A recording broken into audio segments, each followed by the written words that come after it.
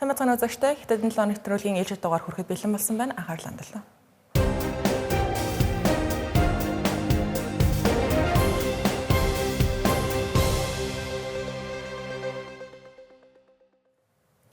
Бүгд найрамдах Хятад улсын ерөнхийлөгч Ши Жинпинг бүгд найрамдах ардчилсан Солонгос ард улс буюу Хойд Солонгос улсад 7 жилийн дараа анх удаа төрийн ажил хийж байна. Энэхтэй тус улсын өндөртөгч Ким Жон Унтай хоёр талд уулзалт хийсэн байна.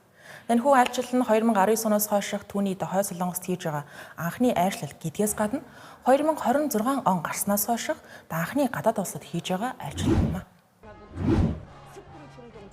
Ши Жинпинг Ким Жон Ун нар хамгийн сүүлд өнгөрсөн 9-р сард Бээжин хотноо уулзаж байсан. Тухайн үед талууд Орос улбаны улсын ерөнхийлөгч Владимир Путинтай хамт цэргийн парадад оролцож байсан юм. Энэ удаагийн Ши Жинпингийн Хойд Солонгос дахь айлчлалын тухайд Хятад болон Хойд Солонгосын төрийн мэдлийн хэвлэлүүдийн мэдээлж байгаагаар уулзалт аль талдаа харилцан ашигтай, амжилттай болж өнгөрсөн ба хоёр тал худалдаа, эдийн засаг, стратегийн хамтын ажиллагаагаа өргөжүүлэхээр тохиролцсон гэлээ. Айлчлал эхнээсээ л сүр дүүлэнтэй нөхөрсөг уур амьсгалт эхэлсэн.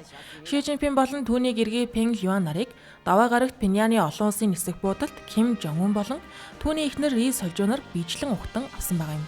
Үүний дараагаар талууд Пиняны төв талбайд хүрэлцэн ирж ухтан авах ёслолын арга хэмжээнд оролцож хүндэтгэлийн зоог барьсан байна. Талуудын дээд хэмжээний уулзалтын үеэр Ши Жинпинг худалдаа, хөдөө аж ахуй, барилга байгууламж, технологи зэрэг олон салбарт хамтын ажиллагаагаа өргөжүүлэхэд Хятад улс бэлэн байгааг илэрхийлжээ. Өмнө хоёр улс стратегийн хамтын ажиллагаагаа бэхжүүлж, тус тулсын улсын бүрэн эрхт байдал, аюулгүй байдлын ашиг сонирхлоо хамгаалах ёстой гэсэн байна. Харин Ким Жон Уны тухайд уулзалтын үеэр Хятад болон Хойд Солонгосын харилцааг сайн авч явах, бэхжүүлэх явдал нь нэн тэргүүний стратегийн зорилт гэж тодорхойлсон байна. Мөн Ши Жинпингийг хамгийн эрхэм зочин гэж нэрлэжээ. Яг ч аргагүй Ши Жинпинг 2026 он гарснаас хойш гадны улс руу айлчлал огт хийгээгүй байсан тул ийхүү анхны айлчлалаа Хойд Солонгос руу хийж байгаа нь Пиняны хувьд хүндтэй хэрэг болж байгаа юм. Уулзалтын үеэр хэлэлцэгдсэн асуудлуудыг харвал Тайваны асуудал олонний анхаарлыг татлаа. Ким Жон Ун Бээжингийн нэг хятад бодлогыг дахин дэмжиж байгаа гэдгээ илэрхийлсэн байна. Өөрөөр хэлбэл Тайваныг Хятад улсын салшгүй нэг хэсэг гэж үздэг Хятадын албан ёсны байр суурийг Хойд Солонгос улс дэмжиж байгаа гэсэн үг. Өмнө хоёр өдөртөгч олон улсын болон бүс нутгийн аюулгүй байдлын талаар санал солилцож нийтлэг ашиг сонирхлоо хамгаалахын тулд стратегийн уялдаа холбоогоо улам бэхжүүлэх шаардлагатай гэдэг дээр өргөн хүрээнд санал нэгдсэн гэж Хойд Солонгосын төрийн мэдлийн агентлагаас мэдээллээ. Дашин бартгад Ши Жинпингийн айлчлал нь Хятад улс болон Хойд Солонгос улсын хооронд байгуулагдсан найрамдал хамтын ажиллагаа харилцан тусалцааны гэрээний 65 жилийн ойн хүрээнд тохиож байгаа гэдгээрээ онцлог байна. Энэхүү гэрээ нь Хятад улсын хувьд өөр улстай байгуулсан цорын ганц батлан хамгаалах чиглэлийн албан ёсны хэрэгцээр гэдэг.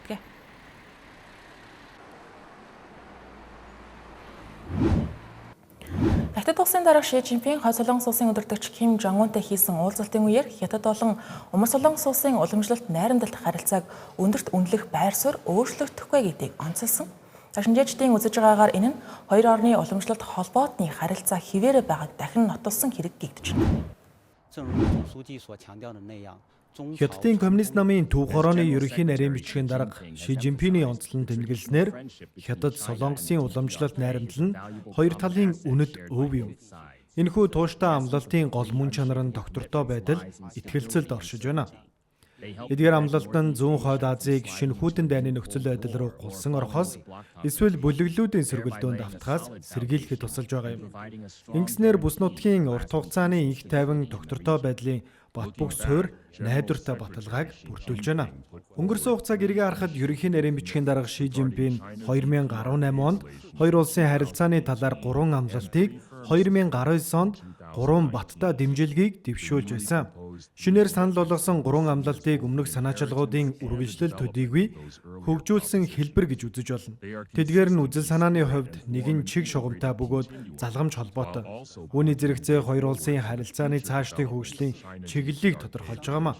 Мөн бүс нутгийн инх тайван доктортой байдлыг хамгаалах, мөргөлдөөн докторгүй байдлаас урьдчилан сэргийлэх Хятадын тууштай байр суурийг тодорхой харуулж байна. Энэ нь харилцан итгэлцэлийг бэхжүүлж, Солонгосын хойгийн асуудлыг улс төрийн аргаар шийдвэрлэх үйл явцыг ахиулах хамтын ажиллагааны орон зайг бий болгоход дэмжлэг үзүүлнэ.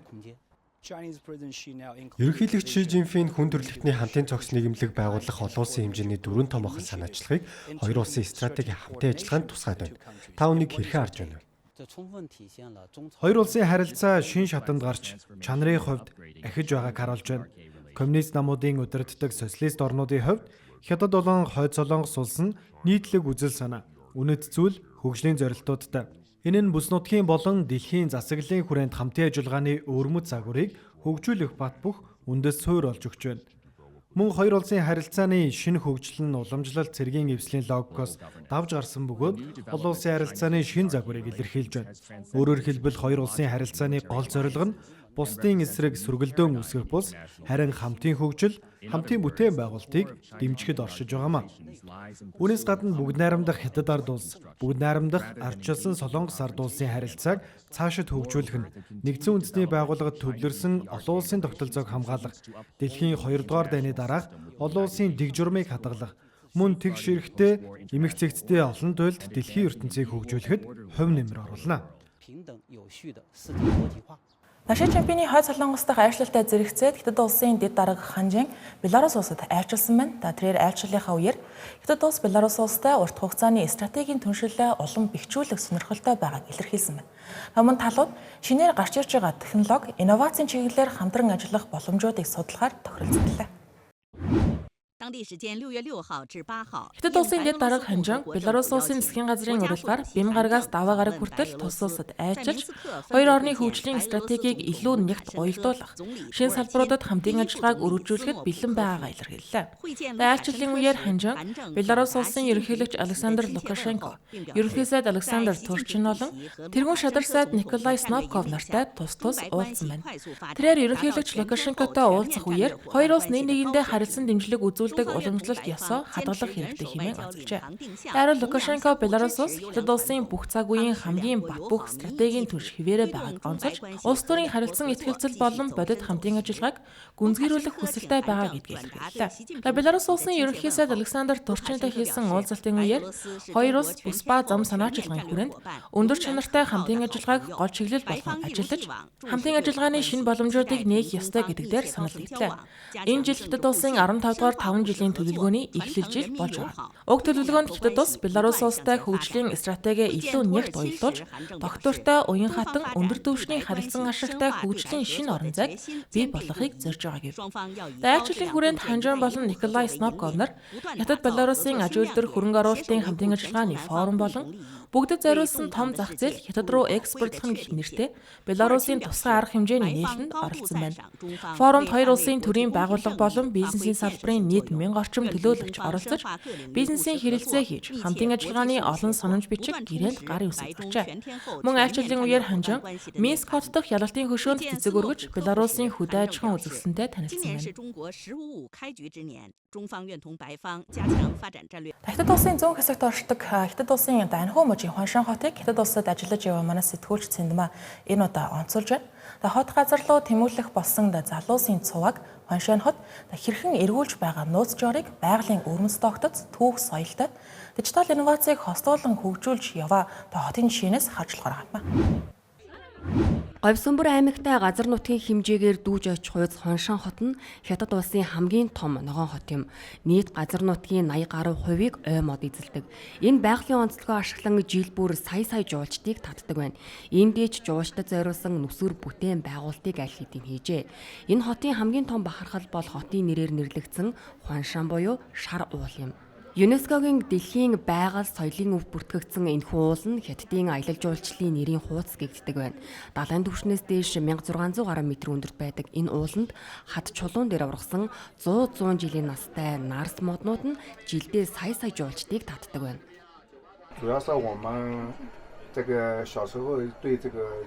Миний хувьд 2010 оноос хойш 16 гаруй жилийн турш энэхүү модыг арчлан хамгаалж байна. Жилд 300 гаруй хоногийг ууланд өнгөрүүлдэг. Зөвхөн уламжлалт ажиглалтаас гадна дрон, мэдрэгч зэрэг орчин үеийн технологиор 24 цагийн турш хамгаалж байна. Энэхүү 100 жилийн настай модыг зөвхөн хамгаалах ёстой, байгалийн үзүр, зөвхөн цалин авахын тулд хийх ёстой ажил гэж хардаггүй. Харин өөрийн гэр бүлийн нэгэн гишүүн шиг чин сэтгэлээсээ хайрлаж, үр дүнд нь энэ байгалыг үзэхээр ирсэн олон мянган жуулчдын цуванаас ирч хүч авдаг. Хуаншан хот зөвхөн түүх ярихаас гадна ирээдүйн технологиг хөдөө орон нутагтай холбож байна. Тус хотын NCC Heido арал төслийн хүрээнд дэлхийн өнцөг булан бүрээс 5,000 гаруй өндөр боловсролтой дижитал нүүдэлчин залуус энд цугларч хөдөөгийн хөгжил болон соёлын брендийг дэлхийн тавцанд гаргахаар ажиллаж байна. Тодорхойлбол орчин үед гар утас, компьютер, интернет байхад л дэлхийн хаанаас ч ажиллаа хийчихдэг дизайнер, программист, контент бүтээгч, орчуулагч зэрэг залуу мэрэгчлэтнүүд олон болсон. Тэднийг дижитал нүүдэлчид хэмээн нэрлэдэг. Эдгээр хүмүүсийг Хуаншан хотын засаг захиргаа өөрийн байгалийн үзмжээрээ татгуулжээ. 对，第一个关键。 OK，大家其实是能够看到徽州 Хуаншан хотын засаг захиргаа уламжлалт аргаар хөрөнгө оруулалт хайхын оронд NCC платформыг ашиглан орон нутагта 5,000 гаруй залуусыг татаж чадсан. Эдгээр залуусын дундаж нас 29.4 бөгөөд тэдний дунд магистр, докторийн зэрэгтнүүд олноороо багтсан. NCC платформ нь залуус зориулж хөдөөгийн үзэгсэлд байгаль, өвөрмөц барилга дотор хамтран амьдарч, хамтран ажиллах орчныг бүрдүүлж өгдөг. Залуус тэндээ ажил амьдралын тэнцвэрээ хадгалан амьдрангаа Шанхай, Ханчжоу зэрэг томоохон хотуудын технологийн тэргүүлэгч компаниудын ажлыг онлайнаар гүйцэтгэж байна. Энэхүү урсгал нь орон нутгийн хөгжилд маш том хувь нэмэр оруулж байна. Залуус тэнд амьдрахтаа орон нутгийн хоосон сул байгаа байшин барилгуудыг түрээсэлж амьлуулахаас гадна өөрсдийн өнцгөөс контент бүтээж тухайн бүс нутгийн соёлол, аялал жуулчлалыг дэлхийд үнгөө сурталчилж байна. Мөн платформоор дамжиж орон нутгийн бизнесийн захиалгууд ч залуус шууд очдог систем болон бүрдсэн. 设计成员大部分来自于就是。 Байгаль орчноо хамгаалж эдийн засгийн өсөлтөөрөө бүс нутагтаа тэргүүлсэн Хуаншан хот нь Хятад улсын аюулгүй тайван байдлын хамгийн дээд шагнал болох Чаньян цомын 3 удаа хүрсэн байна. Түүнчлэн ЮНЕСКОгийн гурван өв бүртгэгдсэн тус хот нь дэлхийн хамгийн алдартай цайны өвлгийн нутаг гэдгээрээ алдартай юм. Хятадын үйлдвэрлэгчийн үнийн индекс 5 дугаар сард өмнөх оны мөн үеэс 3.9%-аар өсөж 2022 оны 7 дугаар сараас хойших хамгийн өндөр түвшинд хүрсэн байна. Та шинжээчид энэхүү өсөлтийг Ираны дайнаас үүдэлтэй түүхийн эдийн үнийн өсөлт болон хэмэл оюуны салбарын хурдтай хөгжилтэй холбон тайлбарлаж байна. Хятад улсын үндэсний статистикийн хорооноос мэдээлснээр үйлдвэрлэгчийн үнийн индекс өнгөрсөн жилийн мөн үетэй харьцуулахад 3.9%-аар огцон өссөн явдал нь эдийн засагчдын таамаглаж байсан 3.8 болон өнгөрсөн 4-р сарын 2.8%-ийн өсөлтөөс давсан байна. Хүнс болон эрчим хүчний тогтмол бус зарлыг хассан суур хэрэглээний үнийн индекс 5-р сард өнгөрсөн жилийн мөн үетэй харьцуулахад 1.1%-аар өссөн байна. Энэ нь 4-р сарын 1.2%-тай харьцуулахад бага зэрэг буурсан үзүүлэлттэй. Хүнсний барааны үнийн тухайд өнгөрсөн жилийн мөн үетэй харьцуулахад 1.7%-аар буурсан бол шатхууны үн өнгөрсөн жилийнхтэй харьцуулахад 23.5%-аар өссөн байна. Дэлхийн хамгийн том газрын тос импортлогч улс болох Хятад улс Ираны дайнаас үүдэн түүхийн нефтийн импортоо бараг 20%-аар бууруулсан явдал нь дэлхийн нефтийн үнийг илүү өсгөхөөс хязгаарлаж байгаа гэж салбарын мэргэжилтнүүд дүгнэж байна. Гэхдээ ойролт орондын мөргөлдөөн нь Хятад улсыг олон жилийн турш үргэлжилсэн дефляцийн дарамтаас гаргалаа гэж зарим эдийн засагчид үзэж байна. Түүхийн эдийн үнийн өсөлтөөс гадна сэргээгдэх эрчим хүч, мөн хэмэл оюунтай холбоотой чип, төхөөрөмж, дата тооцооллын эрэлт огцон өссөн байгаа нь инфляцийг нэмэгдүүлж, өнгөт металлууд, технологийн тоног төхөөрөмж, хагас дамжуулагчийн үнийг нэмэгдүүлжээ. Хятад улсын байгалийн нөөцийн яамны зүгээс гаргасан мэдээлэлээр далайн эдийн засгийн хөгжлийн индекс өмнөх оноос 2.2%-аар өсөж 128.8-д хүрсэн байна.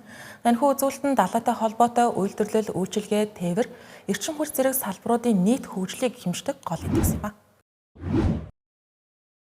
Хятад улсын далайн эдийн засаг 2025 онд доктортой өсөлтөө хадгалсан байна. Хятадын далайн эдийн засгийн хөгжлийн индекс 2025 онд өмнөх оноос 2.2%-аар өсөж, далайн эдийн засгийн салбар доктортой бөгөөд эрчимтэй тэлж байгааг харуулжээ. Энэхүү индекс нь тодорхой хугацаанд Хятад улсын далайн эдийн засгийн хөгжлийн төвшинг зохицоор нь үнэлдэг үзүүлэлт. Хөгжлийн цар хүрээ, үр ашиг, бүтцийн шинжилэл, нөөцийн ашиглалт, олон улсын худалдаа, иргэдийн амжиргаа зэрэг гол чиглэлүүдийг хамардаг байна. Тэгвэл тайлангаас харахад өнгөрсөн онд далайн аж үйлдвэрийн бүтцийн шинжилэл эрчимжиж, технологийн инновацийн чадвар мэдэгдэхүйд сайжирчээ. Бүтцийн оновчлол, шинжиллийн дэд индекс 2025 онд 133.8-д хүрч, өмнөх оноос 2.21-ээр өссөн байна. Мөн далайн нөөцийг ашиглах, хөгжүүлэх чадвар нэмэгдэж, нөөцийг хэмнэлттэй, үр ашигтай ашиглах түвшинд дэвшилжээ. Далайн нөөцийн хамгаалалт ашиглалтын индекс 125.91 болж, өмнөх оноос 1.91-ээр өссөн байна. Үүнээс гадна 2025 онд далайн экологийн орчин, иргэдийн амжиргааны баталгаа, амьдралын чанар дээшилсэн гэж дүгнжээ. Тодорхойлбол амжиргааны баталгаа сайжруулалтын индекс 132 нэгжид хүрч өмнөх оныхоос 3.7 нэгжээр өссөн байгаа нь энэ чиглэлийн хамгийн өндөр өсөлтийн нэг болсон байна. Шинжээчдийн үзэж байгаагаар эдгээр үзүүлэлтүүд нь Хятад улс далайн эдийн засгаа доктортой хөгжүүлэхийн зэрэгцээ, инновац, байгаль орчныг хамгаалтанч гэсэн анхаарч байгааг харуулж байна. Энэ 7 хоногт олон улсын дипломат төлөөлөгчид Хятадын хамгийн дэвшилтэт үйлдвэрлэл инновацийн төвүүдийн нэгэгддэг Гуандун мужид 5 хоногийн турш танилцах аялал хийсэн байна. Төлөөлөгчид цахилгаан автомашин, ногоон эрчим хүч зэрэг салбарын үйл ажиллагаатай газар дээр нь танилцсан байна. Зохион байгуулагчдын үзэж байгаагаар иймэрхүү арга хэмжээ нь Хятадын хөгжлийн бодлого, эдийн засгийн шинэ боломжуудыг олон улсад ойлгуулах зорилготой байлаа. 15 дугаар 5 жилийн төлөвлөгөөтэй танилцъя. Хятадын өсөлт дэлхийн боломжууд нэртэй танилцах аяллаа хүрээнд 37 улсын 60 элчин сайд дипломат төлөөлөгчийг Гуандун мужийн инновацийн гол төвүүдээр авч явлаа. Мужийн төв Гуанжу хотод төлөөлөгчид дотоодын компаниудын үйлдвэрлэсэн цахилгаан автомашин болон цахилгаан босоо хөөрөлд буулттай агаарын тээврийн хэрэгслүүдтэй танилцсан байна. Гуандун муж олон төрлийн дэвшилтэт технологийн салбарт онцгой амжилт гаргаж байна. Хэмэл оюун ухаан бол үүний нэг жишээ. Нам өндрийн эдийн засагч мөн адил. Гуанжу хот Пакистаны олон хот мужтай найрсаг харилцаатай. Энэ хүрээнд шинэ технологи, шинэ материал, шинэ эрчим хүчний салбар дах хамтын ажиллагаагаа улам өргөжүүлнэ гэж найдаж байна. Хятадын хамгийн том хотуудын нэг болох Шинжээ хот Гуандун муж дахь роботын чиглэлээр үйл ажиллагаа явуулдаг аж ахуй нэгжүүдийн бараг 40% бүрдүүлдэг. Тус хот нь Хятадын роботын технологийн өсөлтийн гол хөдөлгүүр болгоод байна. Миний хувьд Шинжээ нь бол инновацийн бэлэг тэмдэг юм а. Энэ хот хамгийн хурдтай хөгжиж буй дэвшилт технологийн тэргүү игнэнд явж байна. Мөн Хятад улс дэлхийд хэрхэн нээлттэй байж чаддгийн тод жишээг харуулж байна. Хонконг, Жухай, Макаог холбосон гүр ашиглалтанд орсноор эдгээр хотуудын хооронд автомашинаар зорчих хугацаа 3 цагаас ойролцоогоор 45 минут болж урсан. Мөн их булангийн бүсийн харилцан уялдаа холбоог эрс сайжруулжээ. Жухай хотод ирж Хонконг болон Макаотой холбогдож буй дэд бүтцийг харах нь холбол дэд бүтцийн хөгжилд ямар чухал болохыг маш тодорхой харуулж байна. Энэ аялалд оролцсон бусад дипломатчдын нэгэн адил миний хувьд маш ойлгомжтой байлаа. Айлчлалд оролцсон олон дипломатууд боловсролын салбарт Хятадтай хамтын ажиллагаагаа өргөжүүлэх хүсэлтэй байгаагаа илэрхийлжээ. Хятад улс манай улсын дэд бүтэц боловсролын хөгжлийг бодитоор дэмжиж ирсэн талархдаг. Цаашид харилцан ашигтай хамтын ажиллагаагаа улам өргөжнө гэж найдаж байна. Бид хоёр улсын харилцааг бүх төвшөнд гүнзгийрүүлж чадна гэж найдаж байна. Бизнесийн салбар, академик хамтын ажиллагааны хүрээнд ч боломж их байгаа. Кипрт олон улсын их сургууль байдаг бөгөөд тэд Хятадын их сургуулиудтай хамтарсан төсөл хэрэгжүүлэх, хамтарсан зэрэг олгох хөтөлбөрүүдийг хэрэгжүүлэх боломжтой. Бид хоёр улсын харилцааг бүх төвшөнд гүнзгийрүүлж чадна гэж найдаж байна. Бизнесийн салбар, академик хамтын ажиллагааны хүрээнд ч боломж их бий. 5 өдөр 4 хот. Элчин сайд нар болон дипломат төлөөлөгчид зөвхөн технологийн хөгжилдөө танилцаа зогсохгүй хурдцтай хөгжиж байгаа Гуандун, Хонконг, Макаогийн их булангийн бүсийг өөрсдийн нүдээр харлаа. Ирэх 11-р сард Шинжээ хотод АПЕК-ийн дэд хэмжээний уулзалт болно. Энэ удаагийн уулзалт нь дэлхийн 2 дахь эдийн засаг болох Хятад улс дэлхийд юу санал болгож байгааг харуулах боломж өгч байгаамаа. Хятад нисдэг автомашины хөгжүүлэлт маш хурдтай өрнөж байна. Салбарын төлөөлөгчдийн үзэж байгаагаар 2035 он гэхэд нисдэг автомашинуудыг өргөн хэрэглээд нэвтрүүлэх юм байна. Тиймээс нисдэг машин өдөр тутмын тээврийн хэрэгсэл болж чадах юм бол зах зээлийн хэмжээ нь 10 их найд юан буюу ойролцоогоор 1.47 их найд ам.долларын үнэлгээнд хүрэх төлөвтэй байна. Газраас 3000 м-ээс доош өндөрт үйл ажиллагаа явуулдаг хүнтэй болон хүнгүй нисэх төхөөрөмжүүдийг хамардаг нам өндрийн эдийн засгийг Хятад улс стратегийн ач холбогдол бүхий шинэ салбарын нэгээр тодорхойлж хөгжүүлэх ажлыг улс даяар эрчимжүүлж байна. Тодорхойлбол баруун өмнөд нутгийн Чиндүү хотод хот хоорондын тээвэрт зориулсан 6 хүний суудалтай цахилгаан нисдэг автомашин аюулгүй байдлын баталгаажуулах шатандаа явж байна. Шинэ загварын бүхээг нь уян хатан зохион байгуулалттай суудлууд нь автоматар тохируулагддаг байна. Энэхүү нисдэг автомашины 5 дахь материалын чанар нь өнөөгийн дээд зэрэглэлийн шинэ эрчим хүчний автомашинуудтай ижил түвшинд хүрсэн гэлээ. Нэг удаагийн цэнэгээр 200 км хүртэл нисэх боломжтой, хот хооронд шууд холболт хийхээс гадна аялал жуулчлалын бүсүүдийг ч гэсэн холбох боломжтой аж. Хурдны тухайд энэхүү нисдэг автомашин хамгийн ихтэй цагт 230 км-ийн хурдтай нисэх чадвартай юм байна. Одоогийн байдлаар туршилтын нислэгийн эхний үе шатыг амжилттай дуусгаад байна. Компани мэдээлж байгаагаар дотоодын зах зээлээс 2000 орчим захиалгын хүсэлт аль хэдийн хүлээн авсан гэлээ. Өмнөд Хятадын Гуанчжоу хотод Хятадын агаарын хөдөлгөөнд технологийн компани болох Ихангийн нисдэг автомашины загвар олон нийтийн өмнө анхны нислэгээ амжилттай хийж аюулгүй ажиллагааны гэрчлэгийг авах гэж байна.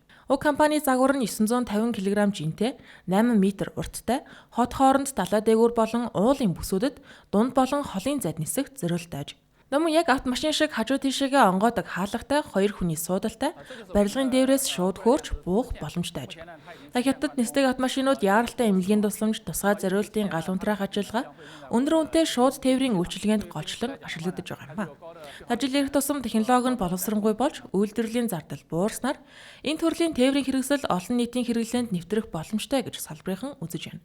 Ингэхдээ 2035 он гэхэд нисдэг автомашинууд өргөн хэрэглээнд нэвтэрч эхлэх төлөвтэй байгаа. Та нисдэг автомашин олон нийтийн өдөр тутмын тээврийн хэрэгсэл болж чадвал энэ салбарын зах зээлийн хэмжээ 10 их найд юан буюу ойролцоогоор 147 их найд $д хүрэх боломжтой байна.